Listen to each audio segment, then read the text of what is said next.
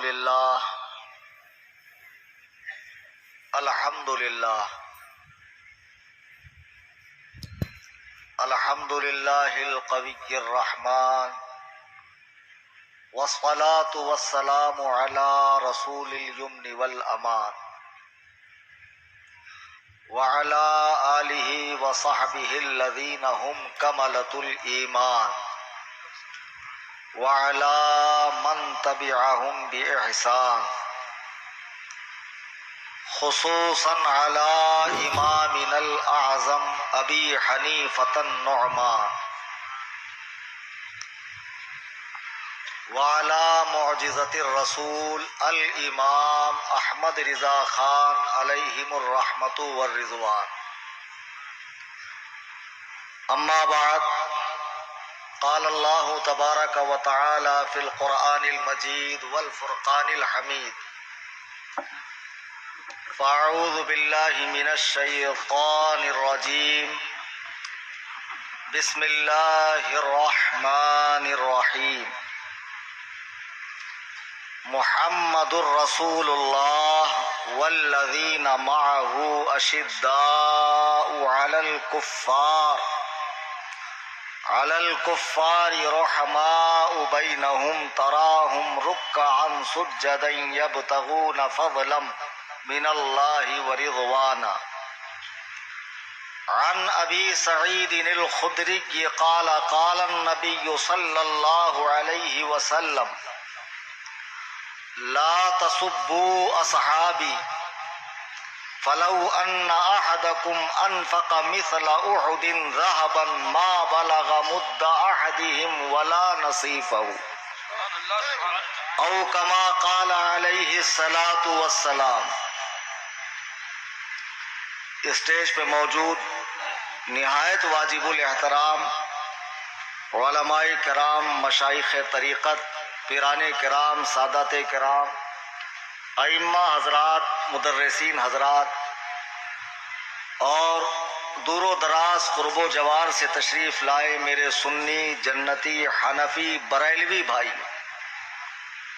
آئیے ہم اور آپ غایت ادب و احترام سے اپنی اور ساری کائنات کے مرکز عقیدت جناب احمد مجتبی محمد مصطفیٰ صلی اللہ علیہ وسلم کی بارگاہ میں ہدیہ درود و سلام پیش کریں. اللہم صلی علی سیدنا مولانا محمد بارک وسلم صلاۃ و سلام علیک یا رسول اللہ صلی اللہ تعالی علیہ وسلم. جو جوش، جو بالیدگی آپ کے اندر شروع میں تھا جب ہمارے شاعر اسلام مولانا رفیق القادری صاحب آپ سے ساری انرجی کھینچ رہے تھے، پھر مولانا مفتی کلیم الدین کے وقت وہ قدرے کم ہو گیا اور میرے وقت پتہ نہیں کہاں شہر خموشہ میں چلا گیا یا کہاں چلا گیا. اچھا، سبحان اللہ بولنے کا ایک محل ہوتا ہے تو اسی مقام پر سبحان اللہ بولی. ایک مولانا تقریر کر رہے تھے، بنی اسرائیل کے زمانے کا واقعہ بتا رہے تھے کہ ایک شخص نے 99 عالموں کو مار ڈالا تو ایک شخص جوش میں کہتا سبحان اللہ. تو بے موقع سبحان اللہ مت بولا کیجیے آپ حضرات. عزیزان گرامی وقار، میں بہت پہلے اسٹیج پہ حاضر آیا، مجھے بتایا گیا کہ وقت قلیل ہے تو میں نے کہا جلدی سے حاضری دے دوں، اپنی بات مکمل کروں، پھر اپنے گھر کی طرف رخصت ہو جاؤں. لیکن آنے کے بعد وقت میں برکت ہو گئی اور ماشاء اللہ مجھے یہ خبر ملی ہے کہ آپ کو 12 بجانا ہے گھڑی کے، یعنی ابھی تو 11 ہی بج رہے ہیں، 12 بجے تک پروگرام چلانا ہے. میرے بزرگوں، دوستوں، مولانا رفیق القادری صاحب نے دوران نعت بھی تبلیغ کا فریضہ انجام دیا اور ان کے بعد بہت ہی جوشیلے بہترین عالم دین، دقاق عالم دین مفتی کلیم الدین نوری صاحب دامت برکاتہم نے بھی بہت ہی اچھے انداز میں آج موجودہ 2 فتنوں کے تعلق سے بتایا کہ ایک کس طرح خارجیت کی طرف بڑھ رہا ہے اور ایک کیسے محبت اہل بیت کے نام پر دین میں دھاندلی کر رہا ہے. آج کا جو یہ جلسہ ہے بنام عظمت صحابہ کانفرنس، وہ عرس غریب نواز رضی اللہ تعالیٰ. جو شہر بھیونڈی کے بہت ہی مشہور معروف عالم دین، صوفی باصفا اور واقعی با اخلاق عالم دین ہے، اللہ تعالیٰ ان کے اخلاق کا صدقہ مجھے بھی عطا کرے۔ بالکل پہلی ملاقات ہے میری، اور پہلی ملاقات میں ہی جو ہے انہوں نے واقعی دل کو جیت لیا۔ جو لوگ اپنے نام کے آگے صوفی ٹائٹل لگاتے ہیں ان کو چاہیے کہ ان کے پاس آ کر تصوف کو سمجھیں کہ تصوف ہے کیا۔ بہرحال حضرت علامہ مولانا خلیفہ سرکار تاج الشریعہ مولانا صوفی نظر عالم صاحب دامت برکاتہم نے آج اس جلسے کا انعقاد کیا ہے۔ اب دیکھیے جلسے میں ہوتے ہوتے ہمارے شہر ممبئی کے بلکہ پوری دنیا میں لقب ماموں سے مشہور، یعنی ان کے ماموں ہونے پر تو گویا رضویوں کا اجماع ہو گیا، اور ان کے بھانجا ہونے سے کوئی خارج نہیں ہے۔ میں کئیوں کا ماموں ہوں، میں بھی ان کا بھانجا ہوں، ماشاءاللہ۔ آج یہ بھی تشریف لے آئے اور برسوں تک شیخ کی خدمت میں رہے، خلوت میں، جلوت میں، سفر میں، حضر میں، ہر موقع محل پر۔ اب ان کا سینہ کتنا بھرا ہوا ہے، گویا انہیں دیکھ دیکھ کر ہم تسلی کر رہے ہیں۔ عزیزان گرامی وقار اور بھی علماء تشریف لائے، اور یہ ٹھاٹھے مارتا ہوا مجمع دیکھ کر دل خوش ہوا۔ آج کا جو اجلاس ہے وہ ہے عتق بلی کے بارے میں بہت مبالغہ آمیز باتیں کرنے لگا، حتیٰ کہ قرآن کریم کے محرف ہونے کا عقیدہ بھی ان لوگوں نے اپنا لیا۔ آج جو قرآن کریم ہمارے حفاظ کے سینے میں ہے، ہماری مساجد میں ہے 30 پارے، اہل تشیع کے نزدیک یہ قرآن مکمل نہیں ہے، ان کے نزدیک قرآن کے 40 پارے ہیں، اور 10 پارے ان کے امام غائب کسی غار میں چھپے ہوئے ہیں، وہاں لے کر بیٹھے ہیں، اور ان 10 پاروں میں صرف اور صرف اہل بیت ہی کے فضائل ہیں، حضرت علی ہی کے فضائل ہیں۔ اب یہ فرقہ اتنا تیزی سے پھیلا، اسی دور میں ایک اور فکر اٹھی جسے خارجیت سے موسوم کیا گیا، خارجی نام دیا گیا۔ یہ اہل بیت پاک کے دشمن تھے، اور ان دونوں کی کارستانیوں سے حضرات صحابہ کے بیچ میں جنگیں ہوئی، ان کے بیچ میں قتال و جدال کا معاملہ ہوا، اور ناچاکیاں بڑھی۔ حالانکہ ان کے قلوب، ان کے دل ایک دوسرے کے لیے صاف تھے مثل آئینے کے، ان کے دلوں میں کوئی کدورت اور ایک دوسرے کے لیے نفاق نہیں تھا۔ یہ فتنہ اتنی تیزی سے پھیلا کہ اس فتنے کو رافضی نام دیا گیا۔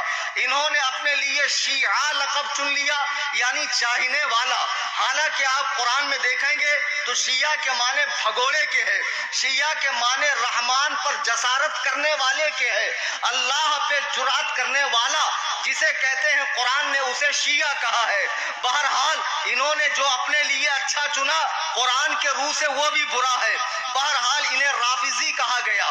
اب یہ رافضی فتنہ آگے چل کر کئی فرقوں میں ڈیوائیڈ ہو گیا، کئی اس کی شاخیں بن گئی، کئی اس کے اندر جو ہے جماعتیں بن گئی۔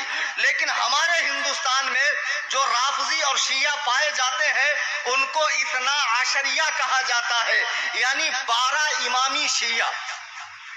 اب ان 12 امامی شیعوں کو مغلیہ دور کے اندر بہت زیادہ چھوٹ ملی، بہت زیادہ ڈسکاؤنٹ ملی، اس لیے کہ مغل میں اکثر بادشاہ جو تھے وہ ایسے ہی لچر پچر تھے، یعنی دونوں ہاتھ میں ان کے لڈو تھے، سب کو خوش رکھنا ان کا مزاج تھا۔ تو بہرحال شیعوں سے بھی ان کی راہ و رسم تھی، شادیاں ہوئی، عورتیں لائی گئی، اور اس طرح شیعہ مذہب کو ہندوستان میں فروغ ملا۔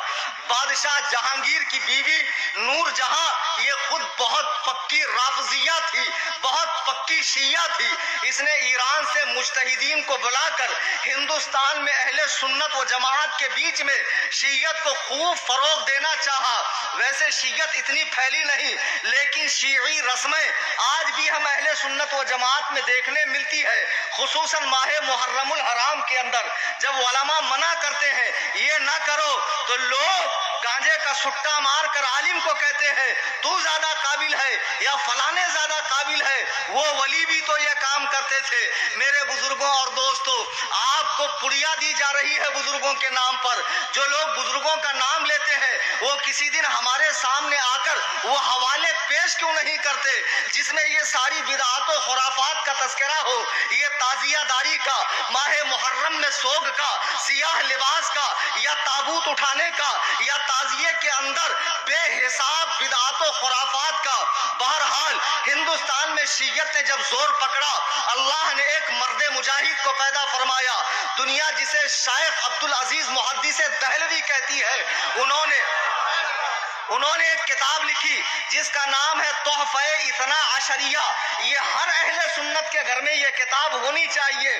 آپ نے اس میں شیعت کا جنازہ نکال دیا اور پوری تاریخ بیان کر دی۔ شیعوں نے وہ چال چلی، کوئی ایسا زہر آپ کو کھلا دیا جس سے آپ کی آنکھیں بظاہر چلی گئی۔ پھر امام اہل سنت کا دور آتا ہے، اعلیٰ حضرت نے بھی اپنے دور میں انہیں خوب کھدیڑا ہے اور اہل سنت کے عقائد کو واضح بیان فرمایا ہے۔ لیکن آج ہمارے یہاں کیا ہو رہا ہے؟ شیعہ ایک الگ جماعت، سنی ایک الگ جماعت، صحیح نا بھائی؟ کوئی لین دین نہیں، کوئی رشتہ داری نہیں، کوئی شادی بیاہ نہیں، کسی طرح کا آنا جانا نہیں۔ لیکن اب ایک تیسرا پیدا ہو گیا، نر نمادی حیدرآبادی۔ با مسلمان اللہ اللہ، با برمن رام رام۔ اب ایک گردلے دونوں ناؤں میں پیر رکھے گا، جب دونوں کے راستے جدا ہوں گے تو بیچ میں سے چر جائیں گا۔ یک درگیر محکم گیر، وہ کون اٹھے؟ اب ایک اس دور میں ایک نیا فرقہ اٹھا ہے اور بڑا اہل بیت کا چاہنے والا، اور شیعوں کی جھٹن کھانے والے اپنے آپ کو مولائی کہتے ہیں، حسینی سنی۔ ٹائٹل بڑا خوبصورت ہے، لیکن یاد رکھو سنڈاس پہ چاندی کا ورق لگانے سے اصلیت نہیں بدلتی ہے۔ ورق ہٹا کے اندر کی گندگی دیکھو، کہیں ایسا نہ ہو مجموع 96 میں آپ کو پیور پیشاب دے رہا اور ملے جا رہے ہو۔ حماقت مت کرو، جانچ پڑتال کرو۔ زمانہ بہت دھوکہ دھڑی کا ہے، یہ ضروری تھوڑی ہے کہ جس کے بہت بڑی داڑھی ہو، بہت بڑا پیش العلوم ہو، بہت گاڑی عربی بولتا ہو، مسند امام احمد ڈائریکٹ سعودی سے پڑھ کے آیا ہو، تو سمجھو گے کہ بہت بڑا علامہ ہے۔ یہ بہت بڑا علامہ نہیں، بہت سڑا ہوا علامہ ہے۔ اب ایک وہ گروہ اٹھا جو اپنے آپ کو مولائی کہتا ہے۔ یہ لوگ زیادہ کس چیز سے تعلق رکھتے ہیں؟ خانقاہوں سے، بڑی بڑی بارگاہوں کے سجادہ نشین، مسند نشین، آل فلاں فلاں فلاں کی آل، اور ماشاءاللہ خوب جبہ قبہ، اور ابھی مولانا نے کہا کئی کئی دھات کی انگوٹھی، 10 انگلی میں 20 انگوٹھی، اور یہ 10 انگلی میں 5 سگریٹ پی رہے ہیں، اور تصوف کا نشہ چڑھا ہوا ہے، اور کتے کا بچہ اپنی خامخواہ میں بیٹھ کر صحابہ کے فیصلے کر رہا ہے، حضرات صحابہ پر بھونک رہا ہے، اور یہ گنجیڑی، یہ نشیڑی، یہ چرسی، یہ بٹن کھانے والا، یہ سلم کے چلم کا سٹا مارنے والا اس کی ہاں میں ہاں ملا کر کہہ رہا ہے معاویہ غلط، ہندا غلط، سفیان غلط، علی کا پہلا نمبر۔ جب تک قرآن و سنت کے قریب نہیں آؤ گے، اللہ و رسول کے ارشاد کو نہیں سمجھو گے، خدا کی قسم دین کا حقیقی معنی مفہوم تمہیں پتہ ہی نہیں چل سکتا ہے۔ میں نے جو آیت کریمہ پڑھی، میرا رب فرماتا ہے، سورہ فتح کی آیت ہے، محمد الرسول اللہ، محمد اللہ کے رسول ہیں، والذین معہ اشداء علی الکفار، اور ان کے ساتھ والے، مفسرین فرماتے ہیں معہ سے مراد ابو بکر ہے، اور اشداء علی الکفار سے مراد عمر ہے، اور رحماء بینہم سے مراد عثمان غنی ہے، اور تراہم رکعا سجدا سے مراد علی مرتضی ہے۔ دیکھو جو ترتیب خلافت ہے وہی ترتیب فضیلت بھی۔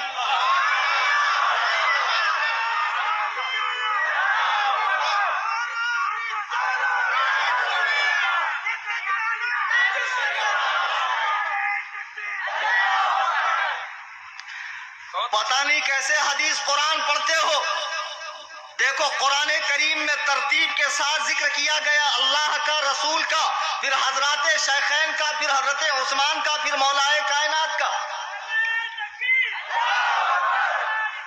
عزیزان باوقار، قرآن کہہ رہا ہے کہ حضور کے جو ساتھی ہیں وہ کافروں پہ سخت ہیں اور آپس میں رحم دل ہے، اور ان کی نشانی یہ ہے کہ انہیں تم رکوع میں اور سجدے میں پاؤ گے اللہ کے فضل کو اور اس کی رضا کو تلاشتے ہوئے۔ اور پھر قرآن کہتا ہے کہ ان کی یہ نشانیاں تورات کے اندر بھی ہے، انجیل میں بھی ہے۔ ابھی آقا کی آمد نہیں ہوئی۔ یہ تورات کس پر نازل ہونے والی کتاب ہے؟ جناب موسیٰ پر نازل ہونے والی کتاب ہے۔ یہ انجیل کس پر نازل ہوئی ہے؟ یہ جناب عیسیٰ پہ نازل ہوئی ہے۔ ان کتابوں میں سرکار کے ساتھیوں کا تذکرہ ہے۔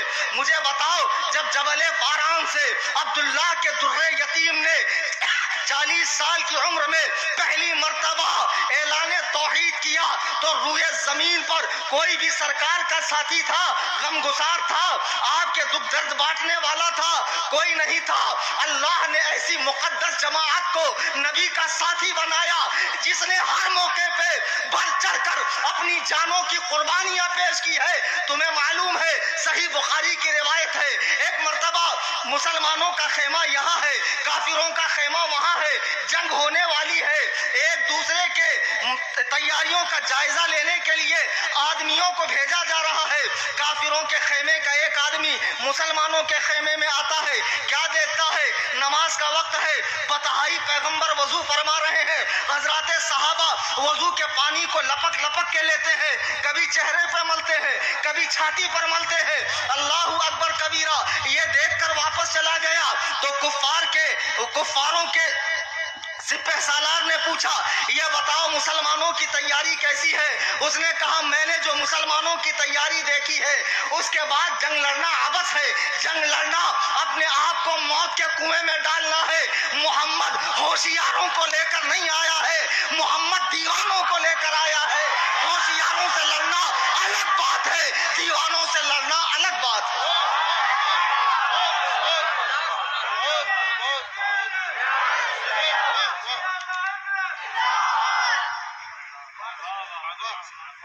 یہ حضرات صحابہ کرام ہے جنہوں نے ہر موقع محل پر حضور کا ساتھ دیا۔ دیکھو، میرے آقا تمام انبیاء کے آخر ہے، آپ کو جو کتاب دی گئی وہ کتابوں میں آخری ہے، آپ کو جو منصب دیا گیا نبوت و رسالت کا اس کے آپ خاتم ہے، آپ کو جو دین دیا گیا وہ تمام دینوں کا خاتم ہے، آپ کا دین قیامت تک رہنے والا ہے۔ تو مجھے بتاؤ، آپ کو اللہ نے ساتھی کیسے دیے ہوں گے؟ ایسے ساتھی جو ہماری اور آپ کی طرح نہیں، سامنے ارے ایک نمبر تقریر تھی، بعد میں بولوں گے بہت پکایا یار، بہت سڑایا۔ ایسے دوگلے لوگ نہیں، ایسے سچے جانثار کہ وقت آنے پر سارا گھر بار راہ خدا میں قربان کر دے۔ اب حضور پر جو قرآن اترا اسے لکھنے والے کون؟ صحابہ۔ حضور نے جو فرمایا حدیث اسے لکھنے والے، اگلی نسلوں تک پہنچانے والے کون؟ صحابہ۔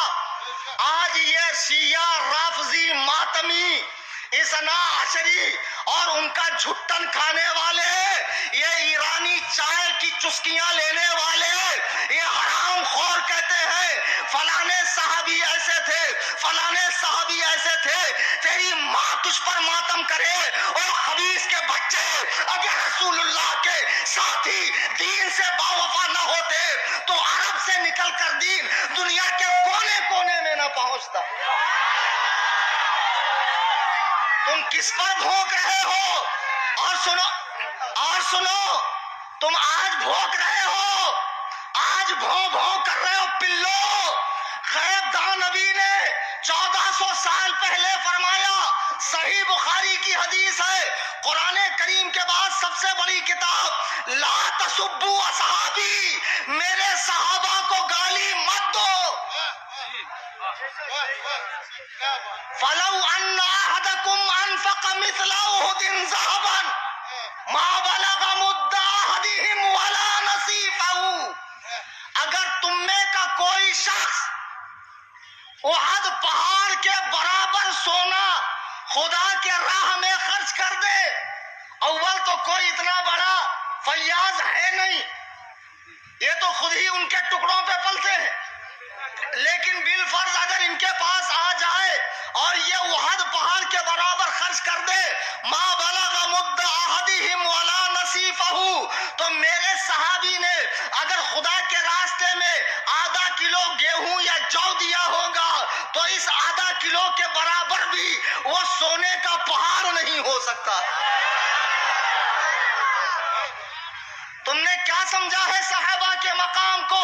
اللہ نے بہترین ساتھی حضور کو عطا فرمائے جنہوں نے پوری کوششوں سے ایمان و اسلام کی یہ امانتیں نسلاً بعد نسلن قرنن بعد قرنن پوری دنیا کے اندر پھیلا دیا ہے۔ اچھا، صحابہ کی یہ مقدس جماعت، حضور تشریف لے گئے ظاہری طور پر، بالاجماع ابو بکر کو خلیفہ بنایا گیا۔ آج شیعوں سے ہمارے چڑھنے کی وجہ کیا ہے؟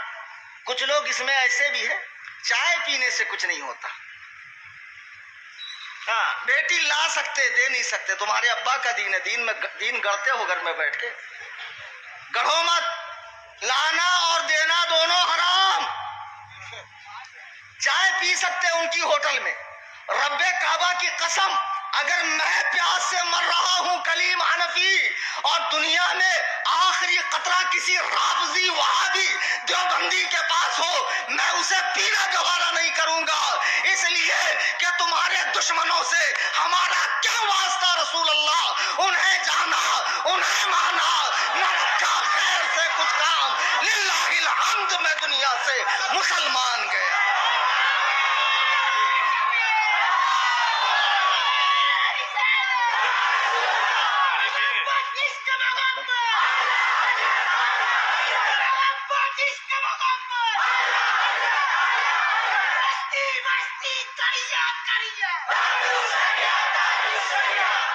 عزیزان گرامی، آج ہماری صحابہ، آج رافضیوں سے چڑھنے کی وجہ کیا ہے؟ یہ بیان آن لائن بھی چل رہا ہے، آف لائن بھی ہزاروں لوگ سن رہے ہیں۔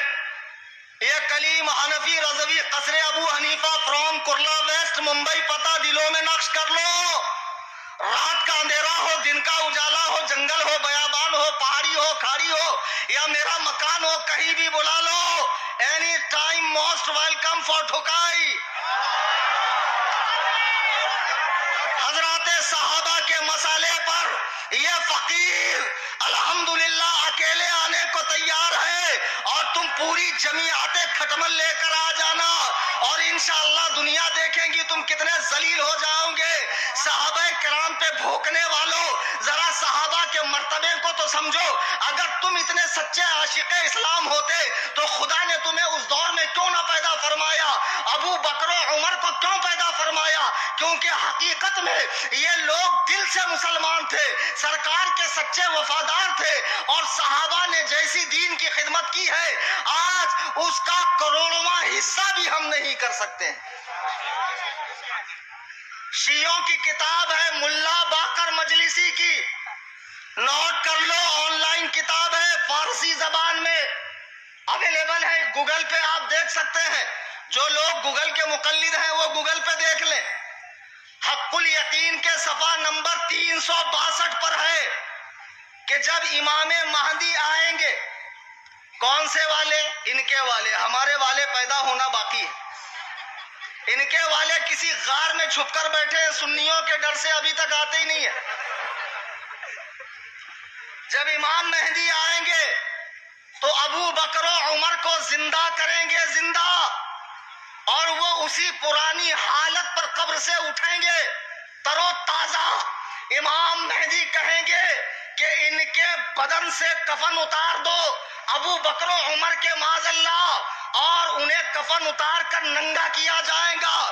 پھر امام مہدی فرمائیں گے کہ ابتدائے عالم سے اخیر دنیا تک، یعنی دنیا میں پہلے انسان نے جو گناہ کیا تھا اور دنیا کے آخری انسان تک جو کفر ہوا، شرک ہوا، ظلم ہوا، فسق ہوا، زنا ہوا، لوٹ، چوری، کھسوٹ، حق دبانا، جتنے گناہ ہوئے سب ابو بکر و عمر پر ڈالیں گے، اور ڈال کر کہیں گے اگر تم علی کا حق نہ مارتے تو آج یہ ذلت نہ ہوتی۔ پھر انہیں درختوں پہ چڑھایا جائے گا۔ ملا باقر مجلسی نے کتاب حق الیقین کے صفحہ 362 پر یہ بات لکھی ہے، اگر یہ غلط ہو تو جو چور کی سزا، وہ کلیم حنفی کی سزا۔ آگے وہ خبیث لکھتا ہے کہ انہیں درختوں پہ چڑھایا جائے گا اور زمین کو حکم ہوگا کہ اپنی آگ نکالے اور ابو بکر و عمر کو جلا دے، اور ہوا کو کہا جائے گا ان کی راکھ کو تمام دریاؤں کے اندر ڈال دے، اور ماتم خبیثو، تمہاری مائیں تم پر روئے جو ابو بکر و عمر دنیا میں حضور کے وزیر ہیں۔ میرے آقا فرماتے ہیں جنتی بوڑھوں کے سردار ابو بکر و عمر ہے جو رسول اللہ کے پہلو میں لیٹے ہیں، ان کے بارے میں یہ عقیدہ ہے ان کا۔ چائے پیو گے ایرانی چائے؟ نہیں، ہاتھ اٹھا کر بولو پیو گے؟ بالکل نہیں۔ صحابہ سے محبت بھی ہے اور کھٹمل کا فائدہ بھی کرتے ہو، پھوٹی کوڑی کا فائدہ نہیں، چاہے بمبئی کے کھٹمل ہو چاہے وہاں کے ہو۔ اجمیر شریف کے نیا فرمان نکالا، نعرہ نہیں لگے گا، نہیں بتایا کون کون سا نعرہ نہیں لگے گا، فلاں فلاں ہی سلام پڑھا جائے گا، مصطفیٰ جان رحمت نہیں پڑھا جائے گا۔ مصطفیٰ جان رحمت پڑھنا تمہیں نصیب بھی کہاں ہو؟ سرکار کی مکمل سیرت طیبہ نظم میں اعلیٰ حضرت نے بیان فرمایا۔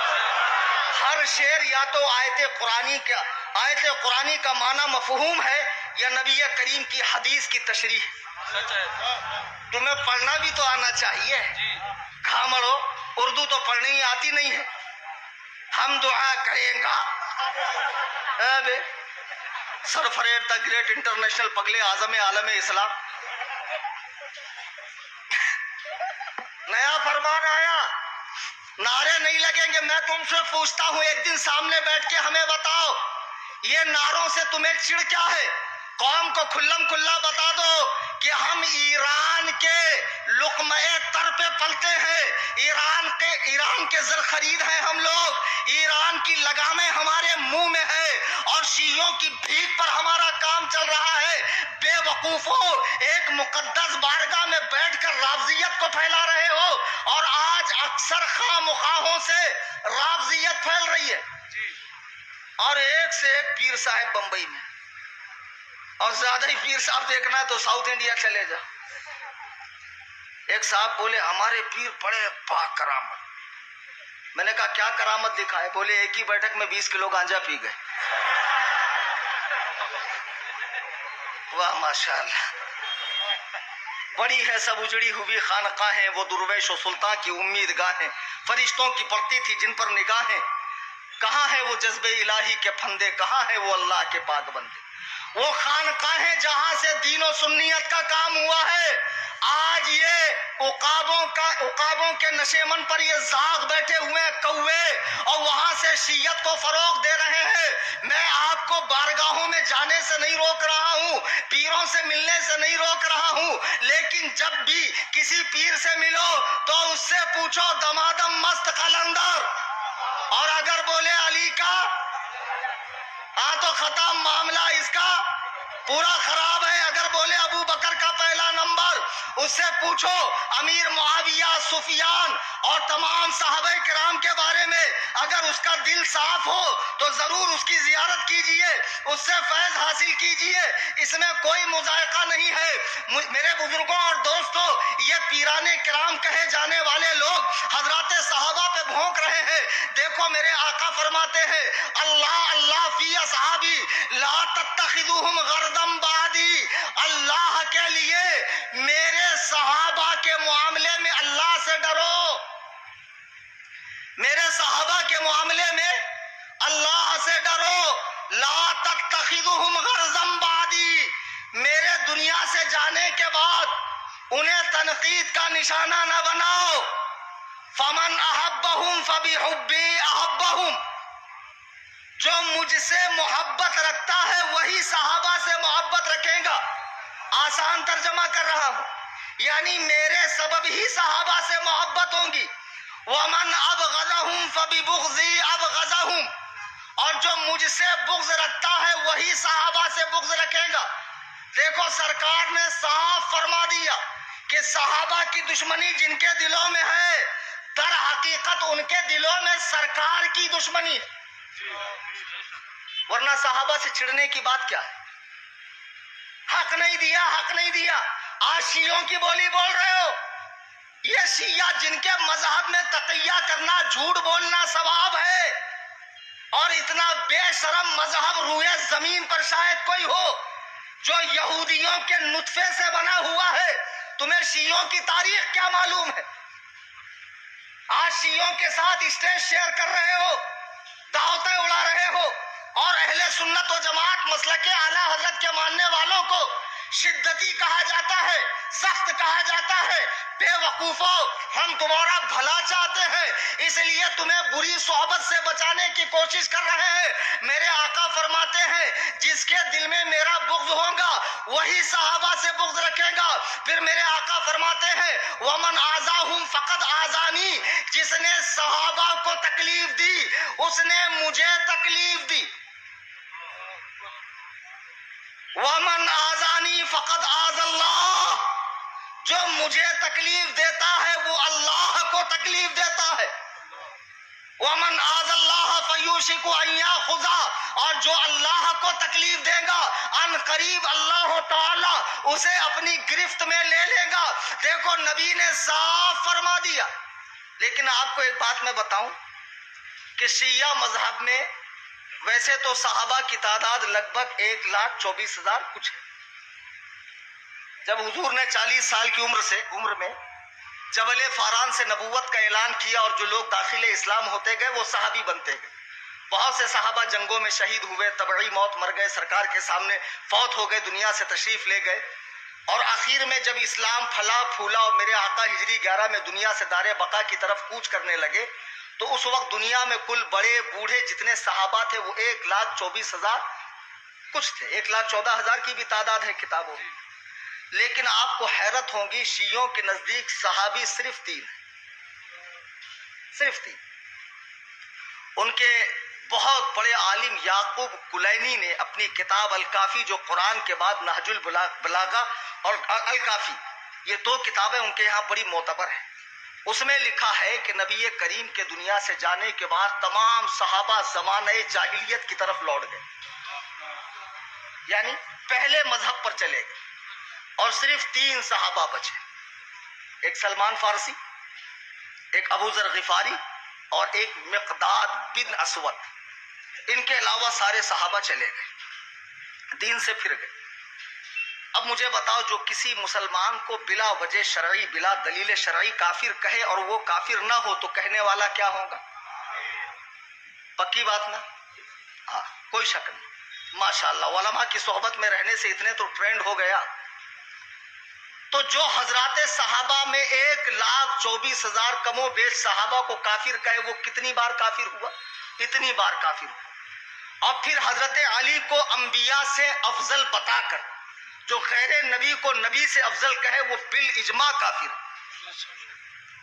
تو 1,24,000 کم و بیش انبیاء بھی ہے، شیعہ پھر اتنی مرتبہ کافر. ابو بکر و عمر کو مسلمان ماننے والوں کے بارے میں ملا باقر مجلسی لکھتا ہے کہ امام زین العابدین سے ان کے غلام نے پوچھا کہ ابو بکر و عمر کے بارے میں ہمیں کیا خیال کرنا چاہیے. تو امام زین العابدین نے فرمایا کہ یہ دونوں پکے کافر تھے، جو ان کے کفر میں شک کرے وہ بھی کافر. تو 1400 سالوں میں کروڑوں مسلمان ابو بکر و عمر پر جان دینے والے ہوئے، اب بھی یہاں موجود ہیں اور وقت آنے پر دیں گے اور قیامت تک ہوں گے. تو شیعوں کے نزدیک یہ سارے مسلمان کیا ہیں؟ ارے کاہے ڈر رہے؟ ان کی کتاب میں لکھا ہے بھائی، ان کی کتاب میں لکھا ہے کافر. تو بتاؤ ان سارے کروڑ مسلمانوں کو کافر کہہ کے شیعہ کتنی بار کافر ہوئے؟ خبردار خبردار، ان کافروں کے جلوسوں میں نہ جانا. ان کا جو منحوس تبرک ہوتا ہے وہ بھی نجس ہے، اسے بھی کھانا حرام. ان کے جلوس کو دیکھنے جانا تماشائی کی حیثیت سے وہ بھی حرام. اور ان کے کسی بھی طرح کی تقریب میں یا ایونٹ میں جانا یا ان کی ہاں میں ہاں ملانا حرام، سخت حرام ہے. جن کے نزدیک سارے صحابہ دین سے پھر گئے، میں ان شیعوں سے ایک سوال کرنا چاہتا ہوں، میرے سوال کو اچھے سے مائنڈ میں بٹھا لیں، آپ بھی کریں، مجھے بتائیں جب اللہ کو معلوم تھا کہ نبی کے دنیا سے جانے کے بعد یہ صحابہ دین سے پھر جائیں گے، یہ کافر ہو جائیں گے، زمانہ جاہلیت کی طرف لوٹ جائیں گے، تو اللہ نے ان صحابہ کے لیے قرآن میں رضی اللہ عنہم ورضوا عنہ کیوں کہا؟ اللہ ان سے راضی ہے، وہ اللہ سے راضی ہے۔ اللہ نے قرآن میں کیوں فرمایا وَكُلًّا وَعَدَ اللَّهُ الْحُسْنَى؟ اللہ نے ان سب سے جنت کا وعدہ کر لیا۔ نہیں سمجھے؟ آج میری رائے میرے بھانجے مفتی کلیم کے بارے میں ایک ہے، کل انگلی کریں گے رائے دوسری، کیونکہ مجھے نہیں معلوم کل کیا ہونے والا، مجھے نہیں معلوم، لیکن اللہ کا علم تو ایسا نہیں ہے۔ آج ناقص ہے، کل کامل ہوا، پھر اور اکمل ہوا، اس کا علم تو ہمیشہ سے ایک ہی حالت پر ہے، تو اسے پتا کیوں نہیں چلا؟ اس نے قرآن میں ان کو کیوں کہا کہ یہ لوگ وہ ہیں جو کافروں پہ سخت ہے، آپس میں رحم دل ہے؟ ان کی تعریف تورات میں بھی ہے، انجیل میں بھی ہے، قرآن میں اللہ نے سب سے پہلے یا ایھا الذین آمنو کا جب جب خطاب ہے اس کے اولین مخاطب صحابہ کرام ہے۔ کیوں صحابہ کرام کے بارے میں کہا وَسَيُجَنَّبُهَا الْأَتْقَى؟ سب سے بڑا متقی جہنم سے ابو بکر دور رکھا جائے گا۔ صحابہ کی اللہ نے تعریف کیوں کی؟ یا تو شیعوں یہ بتاؤ تمہارے حساب سے اللہ کا علم ناقص ہے؟ جب اللہ کو پتہ ہی نہیں کہ حضور کے دنیا سے جانے کے بعد صحابہ پھر جائیں گے، تو اس نے صحابہ کی قرآن میں تعریف کی کیوں؟ آئی سمجھ میں بات؟ صحابہ کی تعریف کیوں کیوں؟ اب یہ تو کہہ نہیں سکتے کہ اللہ کا علم ناقص ہے، یہ کہہ نہیں سکتے، ورنہ پھر ان پر بہت بڑا حکم لگ جائے گا۔ معلوم پڑا اللہ کا علم کامل ہے، اور اس نے جو کچھ فرمایا صحابہ اپنے دین سے نہیں پلٹے، ڈٹے رہے۔ اچھا، دوسرے نمبر پہ اگر صحابہ سب کے سب دین سے چلے گئے، ایسے ایسے خبیث عقیدے ان کی کتابوں میں لکھے، اگر پڑھو گے تو آپ کے رنگوٹے کھڑے ہو جائیں گے، تو نبی کریم نے صحابہ کے بارے میں کیوں فرمایا کہ میرے صحابہ کو برا نہ کہو، ان کا آدھا کلو گیہوں دینا تمہارا احد پہاڑ کے برابر سونا دینا برابر نہیں ہو سکتا؟ اللہ کے نبی نے یہ کیوں فرمایا؟ اللہ کے نبی نے یہ کیوں فرمایا لا تمس النار رانی اور را من رانی؟ جہنم کی آگ اس مسلمان کو نہیں چھوے گی جس نے مجھے دیکھا یا میرے دیکھنے والوں کو دیکھا۔ اس میں کتنے طبقوں کو بشارت ہے؟ 2 طبقوں۔ لا تمس النار رانی اور را من رانی، اس مسلمان کو جہنم کی آگ نہیں چھوے گی جس نے مجھے دیکھا۔ صحابی کہتے کس کو ہے؟ جس نے ایمان کی حالت میں حضور کو دیکھا۔ اچھا، کتنی دیر دیکھا؟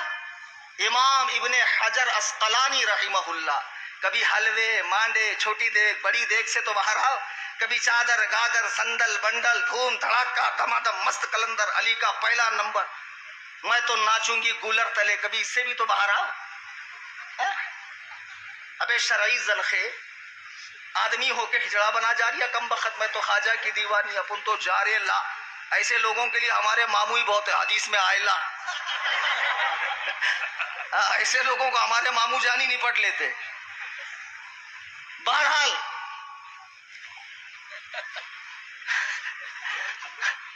میں عرض کر رہا تھا کہ اللہ کے نبی فرماتے ہیں لا تمس النار رانی، اس مسلمان کو آگ نہیں چھوے گی جس نے مجھے دیکھا یا میرے دیکھنے والوں کو دیکھا۔ نبی کو دیکھنے والے کو صحابی کہتے ہیں، صحابی کو دیکھنے والے کو کیا کہتے ہیں؟ تابعی۔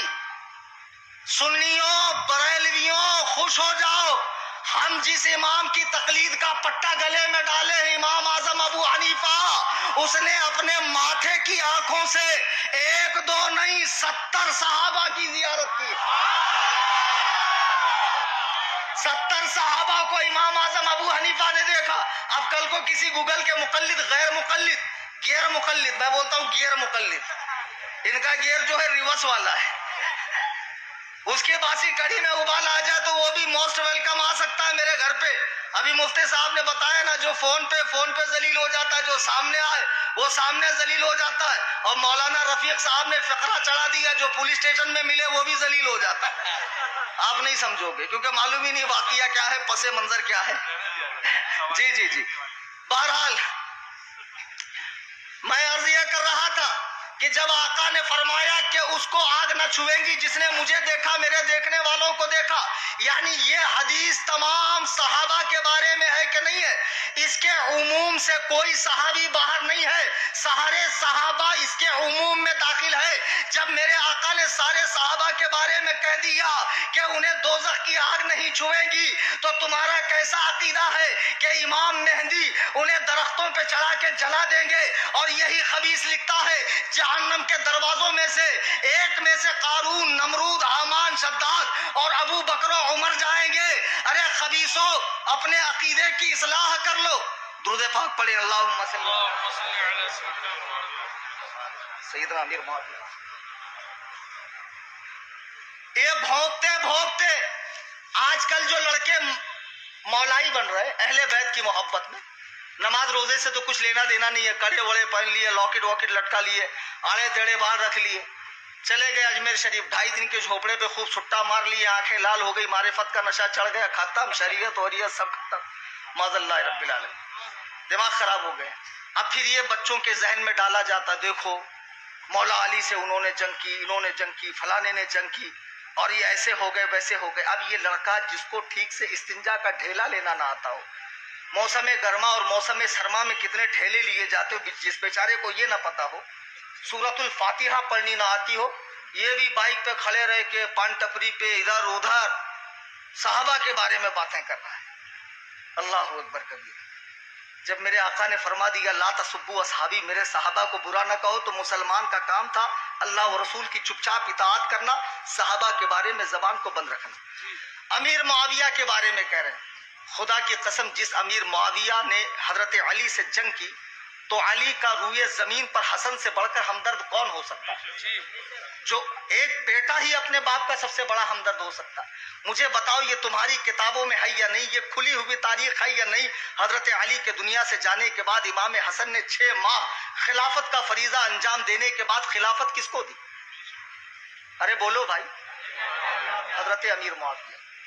حضرت امیر معاویہ کے اسلام پر بکواس کرنے والوں, اس کے پہلے صفین اور جمل اور نہروان ہو چکی تھی, اس کے پہلے علی اور معاویہ آمنے سامنے تلوار لے کر آ چکے تھے, لیکن امام حسن نے صلح کر کے بتا دیا کہ وہ جنگ تو رافضیوں اور خارجیوں کی لگائی ہوئی. معاویہ کے بارے میں باتیں کرتے ہو, امیر معاویہ نے کب اسلام قبول کیا ہے؟ تم تاریخ لے کر آتے ہو, فتح مکہ کے بعد ڈر کے اسلام قبول کیا ہے. تیری تاریخ تیرے پاس رکھ, سن. حضرت امیر معاویہ ہجری 6 میں اسلام قبول کرتے ہیں اور 5 سال تک بارگاہ رسالت میں موجود رہے, حضور پر اترنے والی وحی کو لکھتے رہے, کاتب وحی رہے. اللہ کے نبی نے جو بادشاہوں کو خطوط لکھے ہیں ان میں سے کئی خط امیر معاویہ کے ذریعے لکھوائے ہیں. مجھے بتاؤ, جو آپ ایک لمحے کے لیے عبداللہ کے لال کو, آمنہ کے در یتیم کو, تاجدار ختم نبوت کو دیکھ لے.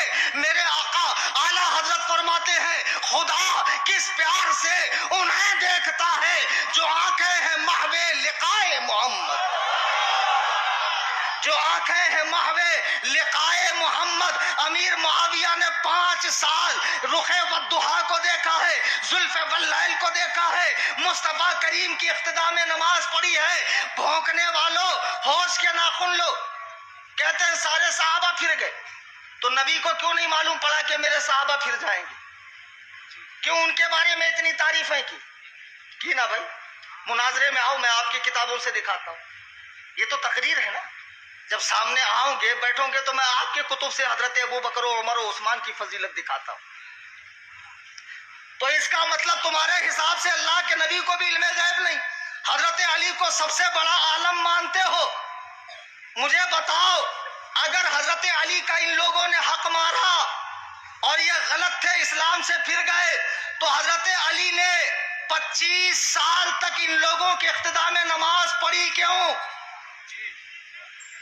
अरे भाई चौथी मर्तबा हजरत अली का नंबर आया ना, पहले अबू बकर, फिर उमर, फिर उस्मान, 10 साल हजरत उमर, 12 साल हजरत उस्मान, 2 साल 2.5 साल हजरत अबू बकर सिद्दीक, 25 साल तक हजरत अली।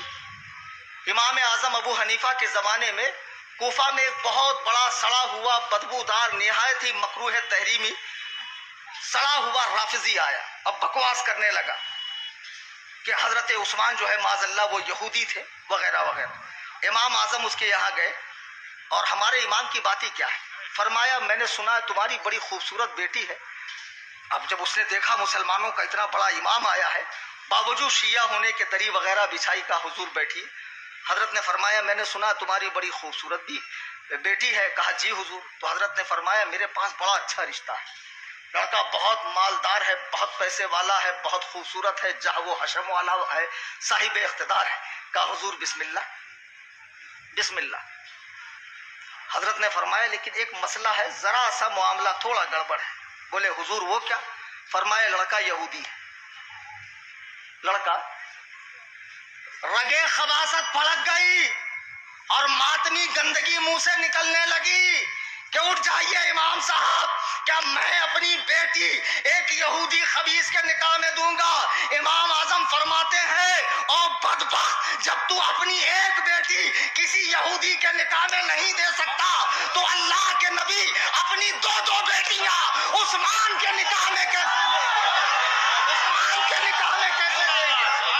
ओ बदबख्त राफिजियों, बंबई से लेके ज़ैनबिया हॉल, मुगल इमाम मस्जिद से लेके ईरान, आज़रबाईजान, शाम के नुसैरी, गाली, राफिजी कुत्तों को मेरा चैलेंज है, या तो तुम साबित करो कि रसूलुल्लाह को एक ही बेटी थी, और मैं बताता हूँ कि रसूलुल्लाह सल्लल्लाहु अलैहि वसल्लम को फातिमा के अलावा भी बेटियां थी। और मेरे आका फरमाते हैं अगर मेरी 100 बेटियां होती तो मैं एक के बाद एक सब उस्मान के निकाह में दे देता।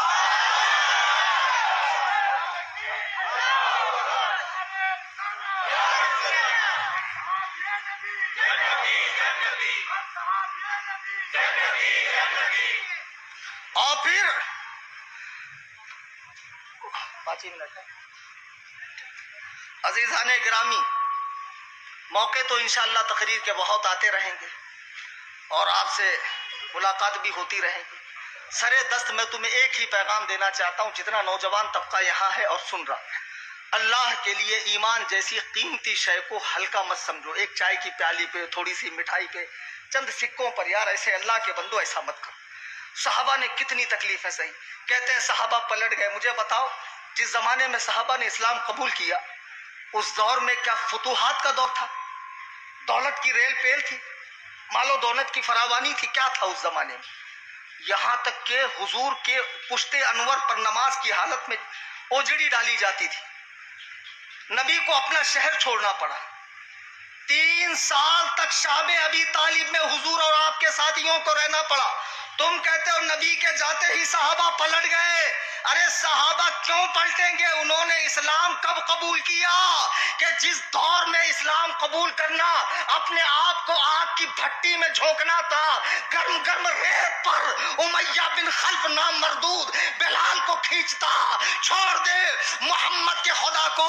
आप फरमाते अहद अहद, अल्लाह एक है, अल्लाह एक है। अब जान तो जा सकती है लेकिन तौहीद की मस्ती अब बदन से नहीं जा सकती है। अल्लाहु अकबर कबीरा। जिस जमाने में सहाबा ने इस्लाम कबूल किया है उन पर जिंदगी तंग कर दी गई, वतन तंग कर दिया गया, पत्थर मारे गए, जंगें की गई, वतन से भगाया गया। इतने तकलीफ है उन अल्लाह के बंदों ने बर्दाश्त की है। 3 दिन वो लोगों ने पेड़ पे पत्थर बांध के रखा। ये तो सरकार के दुनिया से जाने के बाद, हजरत अबू बकर के जाने के बाद, हजरत उमर के दौर में कैसर किसरा फतेह हुआ और दुनिया की दौलत मुसलमानों के पास आने लगी। तुम उनके ईमान पे कैसे शक करते हो? तुम उनके इस्लाम पे कैसे शक करते हो? अल्लाह के लिए मैं तुमसे हाथ जोड़ के कहता हूँ, सुन्नी उलमा के रास्ते में आओ, मसलक आला हजरत के पाबंद उलमा के रास्ते में आओ, गुलामान ताजुश शरिया उलमा के रास्ते में आओ। सही दीन इनसे समझो। ये छोटा मुंह बड़ी बातें, पता नहीं मौत कब आ जाए। کل کو مجھے بتاؤ حوض کوثر پہ رسول اللہ نے تم سے چہرہ پھیر لیا کہ یہ ابو بکر و عمر پہ پھونکتا تھا، کیا حال ہوگا تمہارا؟ ہم اہل سنت و جماعت، محبت اہل بیت، محبت صحابہ، اہل سنت کا ہے بیڑا پار، اصحاب حضور نجم ہے اور ناؤ عطرت رسول اللہ کی، نجم ہے اور ناؤ عطرت رسول اللہ کی۔ یہ کتاب میرے ہاتھ میں ہے، عدالت صحابہ تحقیق و انصاف کی آئینے میں، یہ حضرت مولانا سید اکرام الحق قادری مصباحی دامت برکاتہم نے تحریر فرمائی ہے، دارالمحبوب سبحانی کے ناظم اعلیٰ ہے، بڑی اچھی کتاب ہے۔ یہ میں اپنے ساتھ لایا ہوں، اپنی تنظیم سنی جمعیت الاحناف کی جانب سے یہ مفت تقسیم ہوگی، لیکن لے کر وہی جائے جس کو اردو پڑھنا آتا ہو۔ یہ بڑا مسئلہ ہے کہ جہاں کچھ مفت کا ملے، بھلے کام کا ہو یا نہ ہو، لیں گے ضرور۔ ہمارے یہاں جری مری میں کوئی 5 کلو شکر بانٹے تو لائن لگ جاتی ہے۔ یہ مزاج ہٹا دو، اور پھر انگلیاں کرتے ہو، عالم علماء ایسے ہوتے، پتہ نہیں ایک خطیب صاحب کا بیان سن رہا تھا کہ اماموں کو فجر کے بعد جا کر کام کرنا چاہیے، ظہر بعد کام کرنا چاہیے، تو آپ کو بھی اپنے کار میں آنا چاہیے، مفت میں تقریر کر کے، اور پھر واپس جانا چاہیے۔ دن بھر آپ کو بھی ہل چلانا چاہیے، آپ کو بھی کھیتی باڑی کرنا چاہیے، کچھ کرنا چاہیے، اس طرح نہیں۔ علماء، اچھا ماشاءاللہ، بہرحال علماء کی قدر کریں، علم دین کی قدر کریں۔ یہ کتاب ہے، میرے خیال سے حضرت مولانا رفیق القادری صاحب نے فرمایا، انہوں نے رجوع کیا تو میں بھی رجوع کرتا ہوں۔ اب مولانا رفیق فرماتے جس اسپیڈ سے صوفی کلیم جاتے ہیں اس سے ڈبل اسپیڈ سے واپس آتے ہیں، یہ ان کا فرمان ہے میرے بارے میں۔ تو بہرحال یہ کتاب آپ ضرور لیتے جائیں، اس کو مطالعے میں رکھیں۔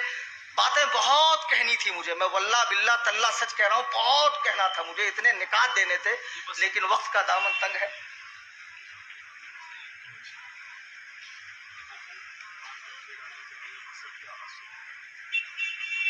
یہ روایت ہے، سوال میں آیا ہے، حضرت میں نے ایسی جگہ نوکری، اچھا بہرحال یہ سوال تو آپ مجھ سے پرائیویٹ میں بھی کر سکتے ہیں، لیکن ایک حدیث کے متعلق کہا گیا کہ کان میں انگلی ڈالنے سے حوض کوثر کی آواز سنائی دیتی ہے۔ حضور نے ایسا فرمایا ہے، ذخیرہ یا حدیث میں جو میری ناقص نظر سے گزری ہے، میں نے ایسی حدیث کہیں پڑھی نہیں ہے۔ دوران تقریر قرآن کریم پڑھنے میں، حدیث پاک کے الفاظ بولنے میں مجھ سے کوئی غلطی خامی ہوئی ہو، میں تمام علماء کی موجودگی میں اور تمام سامعین کی موجودگی میں توبہ کرتا ہوں، استغفر اللہ ربی من کل ذنب، لا الہ الا اللہ محمد رسول اللہ صلی اللہ علیہ وسلم۔ شاید کہ اتر جائے تیرے دل میں میری بات، انداز بیاں گرچہ بہت شوق نہیں، وما علینا الا البلاغ۔